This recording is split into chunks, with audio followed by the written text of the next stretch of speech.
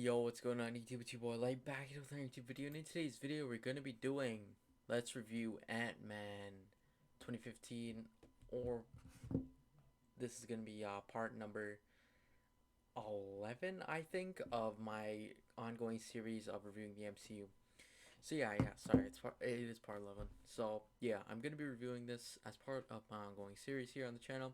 So the way I like to do this is I like to give my initial thoughts, followed by the bad, the good, and my original score slash, sorry, not original score, my score slash my final thoughts. So without ado, let's get into it. So yeah, Ant Man. My initial thoughts. It's definitely an interesting movie. Not the greatest, and it's not the worst. Just honestly, it's kind of like in the middle for me. Uh, but I mean, it has its ups and it has its downs. So now hopping into the bad. First of all, in the bad, I'm gonna start this off by saying the villain is kind of bad. I don't really like the villain too much. Darren Cross is an alright villain, but I mean, I kind of dislike him. I just feel like he's a very stereotypical villain, and just essentially like opposite of him. And yeah, honestly, yeah, I know Yellow Jacket is definitely a decent villain for Ant Man, but at the same time, it's like, huh. I felt like, in my personal opinion, they should have saved him for like the second movie or something. It just felt as if it was a little bit kind of rushed, a little bit, to say the least. Uh, I would have liked something, maybe perhaps Darren Cross to be introduced in this movie, play a kind of villainous role, but then in the next movie, crack like the Pimtech particles and end up getting the Yellow Jacket suit. So that's something I would say like could have been a little bit more interesting. But I mean, you're kind of limited here, especially because Ant Man's a character that can shrink, so you can't just fight anybody. So yeah, that was just like one of my issues with it. Like the villain kind of wasn't the greatest, and well written, but yeah. Now, I know the next thing I'm going to talk a bit about is probably just this could be heard two different ways. This could be heard badly. This could be heard just in a good way. But this is very subjective what I'm about to say. But there's a little bit too much comedy for my liking, to be exact. I mean, obviously, I personally love to laugh. I mean, I really enjoy laughing at stuff, and that's one of my vital things. I really enjoy laughing, humor, and stuff in movies.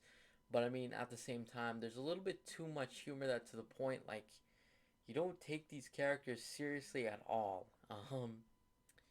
Like I'm gonna be straight up. Like Scott Lang isn't supposed to be somebody you're like when you think of you're supposed to laugh at him, or a specific example is like the fact that he is just essentially got out of prison and I don't know if this was anybody else, but I was like, this guy's way too nice, way too funny to be in prison, and as well as is everything with that. So like then there again, it's just kind of like, huh, that's kind of strange. So like yeah, that's my next thing. You couldn't really take Wally Scott Lang very seriously, and some of the other characters. But I mean, Hank Pym you could take seriously. He was a solid character, but Scott Lang was just something else, just missing that part from his character. I don't know if it's in part just because it's Paul Rudd, but I mean, I have nothing against Paul Rudd. He's pretty funny. I do enjoy his movies and stuff, but I just at certain times it just was too much. Um, so yeah, and this is a bit of another subjective one. Is the fact that I know at the certain time in the MCU was like 2015, Phase Two, that they weren't really looking at like tying everything in such a big grand scheme of things. But honestly, this could be something bad. But I kind of dislike the fact that Hank is they made this executive decision to make Hank old, and instead make Scott Lang the Ant-Man. Now, don't get me wrong, I like Scott Lang, I like Paul Rudd, but it's just in my personal opinion, I feel like we kind of lose Hank Pym on it. Like, I mean, Hank Pym's still a good character and stuff.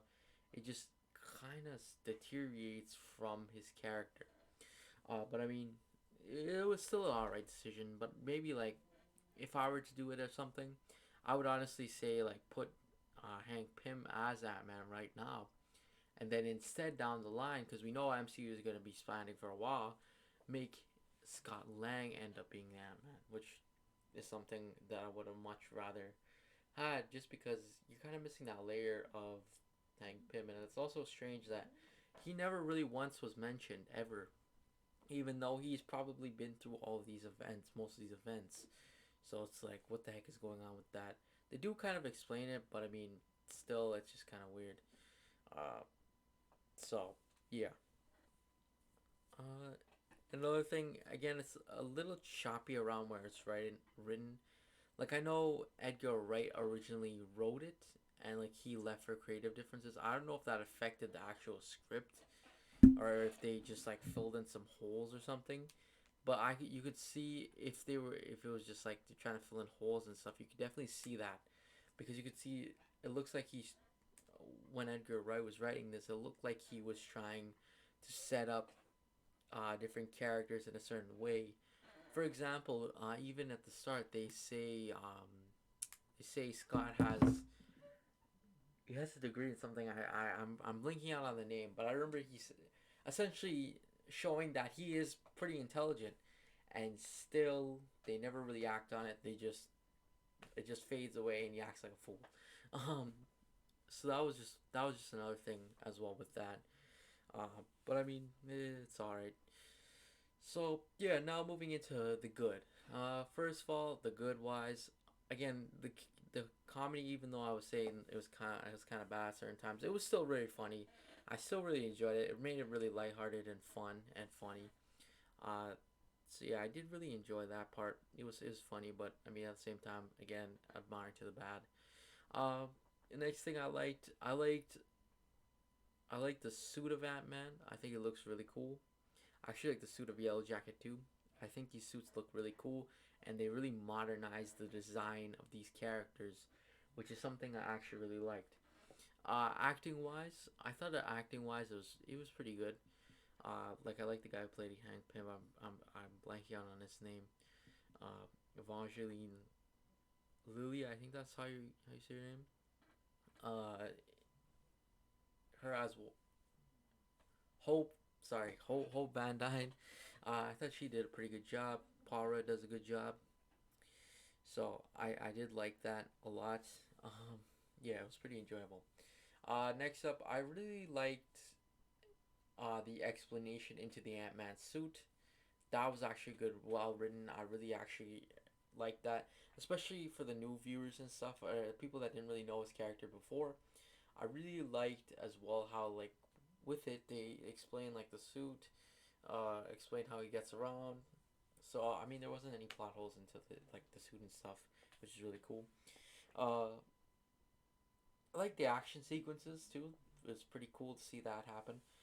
Uh, I mean the end battle kind of stink, but I mean I actually liked like the Yellow Jacket versus Ant Man suit, and the CGI was actually really good too, especially for the sense that these are small miniature people, and it's done mostly in CGI, right? So I actually really like that.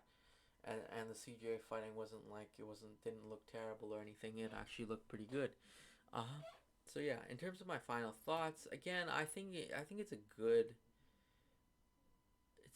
good movie, but I mean it's not the worst nor the best. It's kind of just directly in the middle, to say the least. I mean it's pretty much directly in the middle. I mean it's not like high up on my list or low on my list. But I mean, it does a job. It's a solid movie. But anyways, that's pretty much it though. Thanks for watching. Make sure you like and subscribe, and I'll see you guys in the next video. Peace.